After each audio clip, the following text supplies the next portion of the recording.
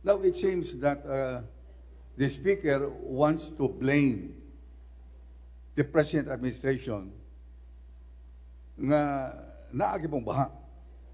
How many millions of pesos nga atong gigugol nga ni sa gubat sa baha? Kasi gilitag gubat ang baha na alagyapon. Now, you cannot blame the present administration just because naatay flooding. Kaya nga naman, wa man mas masulbad sa mga previous administration. Now, kung doon ay i-blame man niya mga previous administration, they keep on issuing mga executive orders pero wag ginahimo. Suma, diya sa Bonifacio Street, Mabulo, unsa man, baha malagyapon. Ha?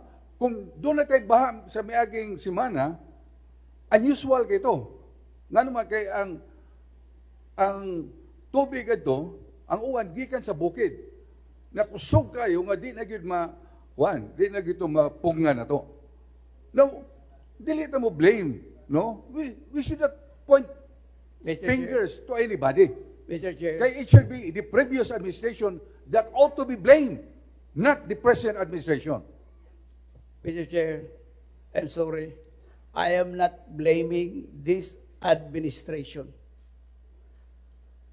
I'm just expressing what I saw, what I experienced in fighting gubat sa baha or fighting baha. It is true nga doon ay sa previous administration doon ay kakuwangan. Kadang kakuwangan unsa may itong himuon sa bagong administration atong dungagan. Kay nakibuluta nga doon ay kakuwangan atong bidukuhaan. So how can we solve the problem mo baha? Nga atong magikuhaan, ibig ang atong personnel nga ubay-ubay unta nga mo adto sa mga sapa, mulimpyo sa mga sapa, kinsa na may mulimpyo sa mga sapa, ngawa naman tayo mga tao. Kay ato magikuhaan. So, again, excuse me, Honorable Andalis, I am not blaming.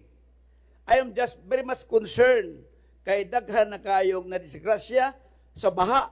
Pero ang ako nakitaan, imbis dungangan nato o ginagiban ang atong mga warrior sa gubat sa baha, ato naman nanugiputan ang ilang kamot.